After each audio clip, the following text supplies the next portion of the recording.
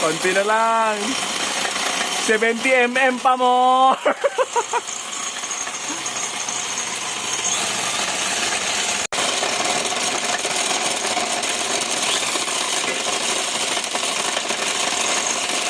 Medyo matigas dyan na pag tuloy-tuloy mo lang. Huwag mong i-low speed sa sayan.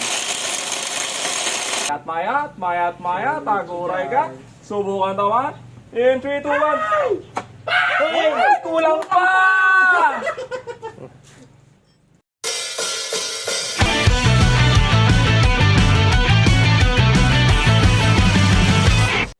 Testing. Oh, tagalin mo.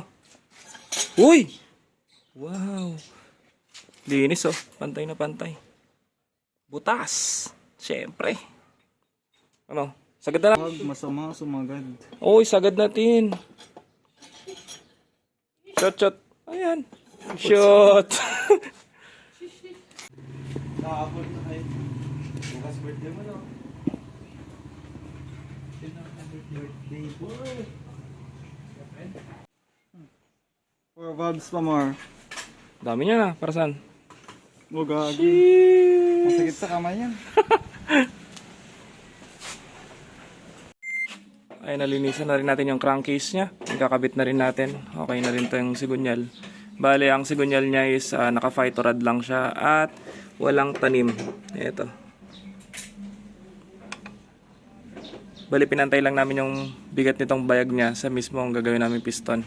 I-profile namin yung piston. Then, ano pa next? Tapos yung nabutas natin sa oil pot niya is hindi yan buo. Bale, dadaan pa rin yung oil dito. Buhay pa rin yan. Papakita natin mamaya-maya na gumagana pa at hindi tatagos dito yung oil. Gearing naman, stock gearing lang siya. Sa ngayon. Bakit nakalimutan nyo? Yun lang. Ang galing nyo. Ang galing! Ay, una yung gears, di ko mapasok. Oo. Makalawa yung key. Bakit? Ha? Ano na mali nyo? Yung kick. Kala namin sa labas. Yung kick sa labas. Kinik-kick.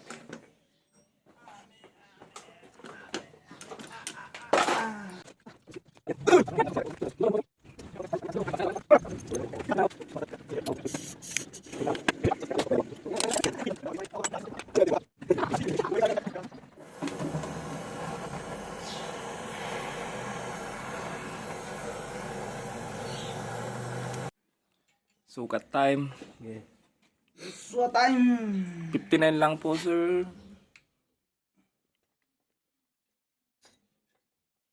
Oh.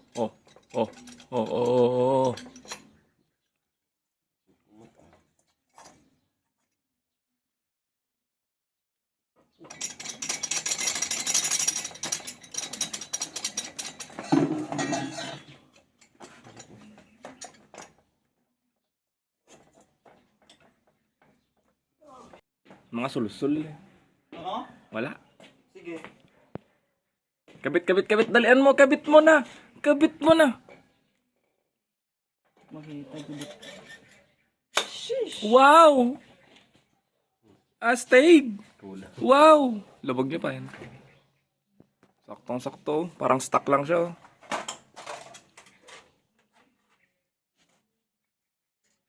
So ayun mga kamads, ito binarahan na natin yung nabutasan natin sa crankcase para hindi babalik o tatalsik yung oil dyan. Bali ang ano naman nito, ang daan ng oil niya is ito, palitan na rin siya ng oil pump. Anong oil pump to? Pitts bike. High flow.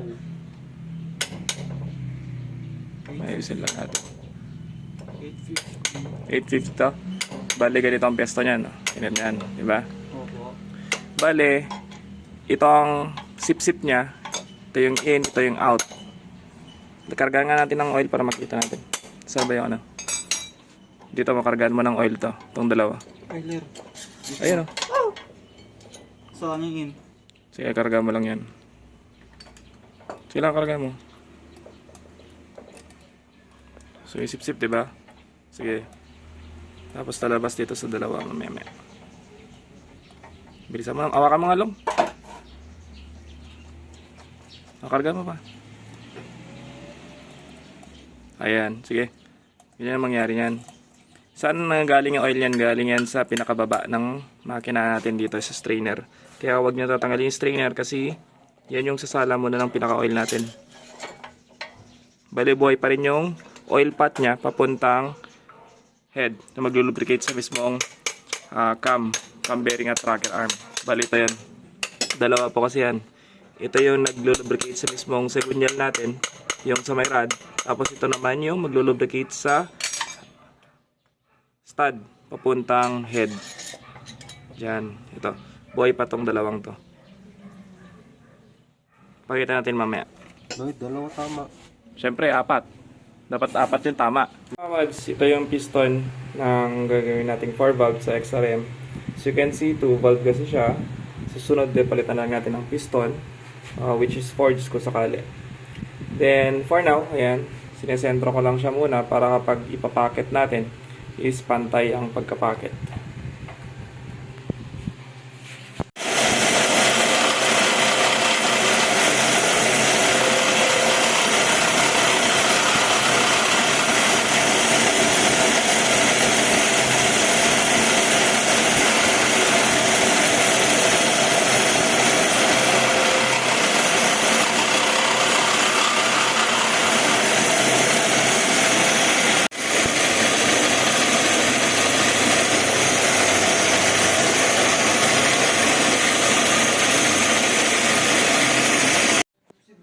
Sira agad tong battery ko. Nakabili ko lang ito.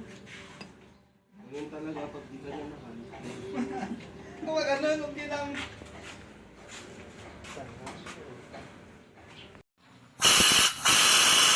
May singaw.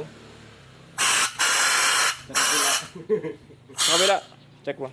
Yung intake, parang something wrong. Nagdala mo, nagbabawas mo.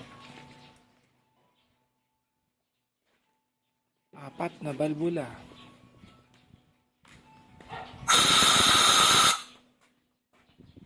Other one.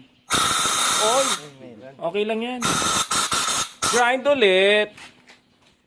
Dumi lang yan ha. Mga kamods, ito yung mismong piston ng Mutaru. Nakasama ng Mutaru block. Ayan, kung mapapansin nyo, ito yung 65 ni Joshua. Ngayon, bakit ko pa binubutasan dito? Tapos, nilagyan ko rin siya ng liner dito para malubricate yung mismong piston, skirt niya, at malubricate din yung mismong sa paligid ng sleeve. Ngayon, ito lang kasi napansin ko rito. Kung papansin natin ito, ang review kasi ng Mutaru is nababasagan daw sila ng wrist pin. Okay? Ito yung gagawin kong modification. Ayan, isa na rin dito for lubrication, better cooling and lubrication.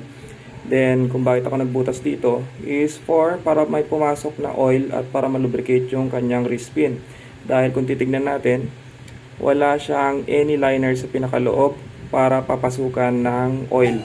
Kaya ang review nila is mahina daw yung Mutaru at nababasag yung piston. Yan naman yung susubukan natin, i-modify to. Then, tignan natin kung may improvement ko sakali. For example, kung titignan natin tong sun piston, meron siyang dati ng butas rito. Tapos, papansin nyo, meron siyang uka. Ayan. May uka dyan. Para pumasok yung oil dyan at malubricate yung wrist pin at yung itong thrust point niya ng mismong wrist pin sa mismong piston. Ayan, ito. Yan. Dyan papasok yung oil. Tapos, isa pa to. Butas niya para malubricate yung wrist pin. While sa Mutaru, kung titignan natin, as it is, straight from the box, wala siyang any liner or uka o kung saan dadaan yung oil. Walang maglulubricate sa wrist pin nila. Kaya i-bondify natin to. Binutasan ko rito, tapos lalagyan natin ng uka para malubricate kahit papano. Tapos dagdag dyan, naglagay pa ako ng liner dito para malubricate yung skirt niya at sa mismong sleeve ng ating block. Other than that, tapos always, siyempre, kung cast piston po ito, mapapansin nyo, malinis na kasi ito na-port ko na dito sa part nito. Dahil meron siya mga excess, kaya bago niya ilalagay yung mga cast piston, is linisan nyo yung mga matatalim na part para hindi automatic na magagasgas sa ating sleeve na isang cause ng pagkasira ng piston at sleeve ng ating block. Kasi mag-iinit po yan at dyan po magsisimula ang overheat at ikakasira ng ating mga makina.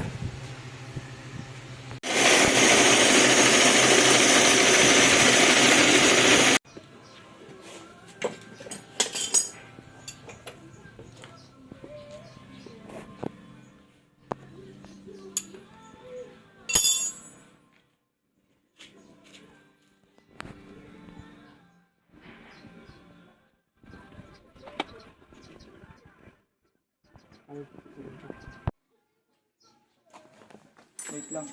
Kiss mo muna daw.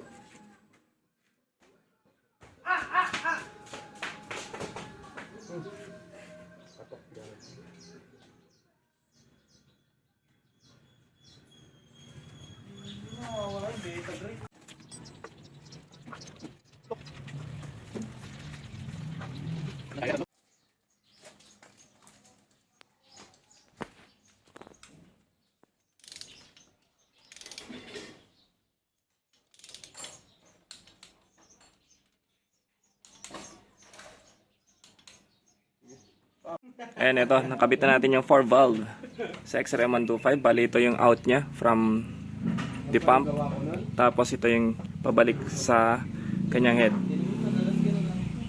Ito yung magiging oil cooler nya.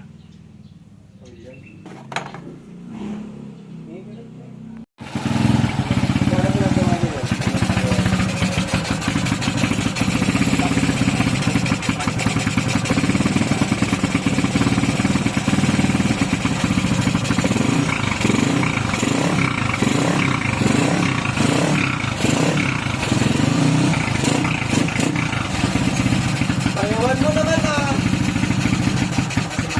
Tahimik naman. Oh, stuck lang.